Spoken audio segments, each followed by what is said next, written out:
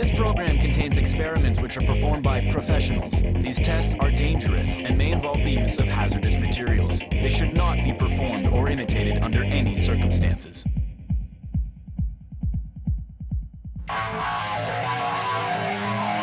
It's all about light. The digital camera. It's revolutionized photography by transforming light into electricity. Everything is there to draw in light, from the camera's buttons, controls, and dials down to the lenses. What the digital camera does with light is what makes it so revolutionary.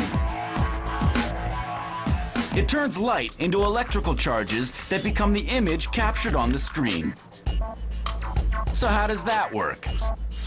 Let's break it down and zoom in on the parts that make it all happen.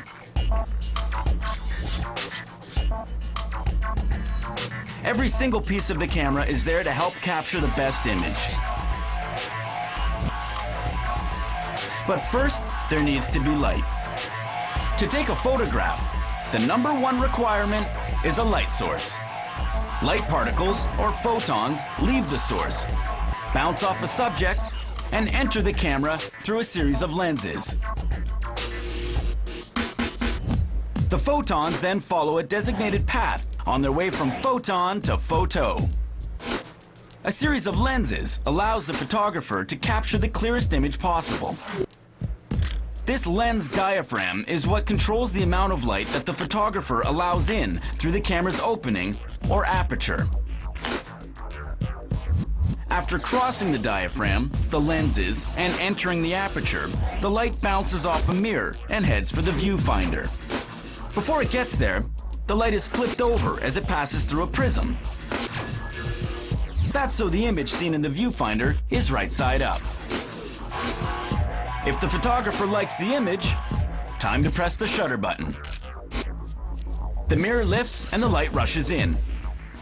For a fraction of a second, the light is not heading in the direction of the viewfinder, but for the very heart of the digital camera, the image sensor. The duration of this fraction of a second depends on the shutter. That opens just long enough to expose the sensor to light.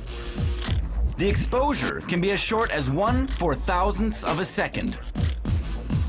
That means in the blink of an eye, the shutter can open and close an incredible 1400 times. How? It takes 2 curtains. When the first one opens, the second one closes. So only a tiny amount of light squeezes through. Now, to the real heart of this digital revolution. The element that captures the image. The image sensor. A tightly structured grid made up of extremely tiny light sensors. So tiny, each one measures just 6 microns wide. That's 6 millionths of a meter. More than 5,000 of them could fit on the tip of a sharp pencil. But first the light must pass through something called a Bayer filter. That separates it into 3 colors: green, red, and blue.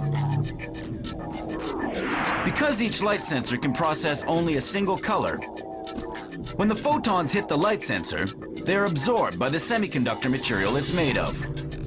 For each photon absorbed, the light sensor emits an electric particle called an electron. The photon's energy transfers to the electron. That's the electrical charge. The brighter the image, the stronger the electrical charge is. So each electrical charge has a different intensity. A circuit board then converts the different intensities into computer language. Digital bits and bytes, or a series of ones and zeros. They represent millions of tiny colored dots that make up a photo. The pixels. The more pixels in a picture, the better the resolution. This camera has a resolution of 3,872 pixels by 2,592 pixels. That's about 10 million pixels, or 10 megapixels. That means 10 million microscopic light traps, working with all the other camera's components toward a single objective, turning light into electricity to make taking pictures a real snap.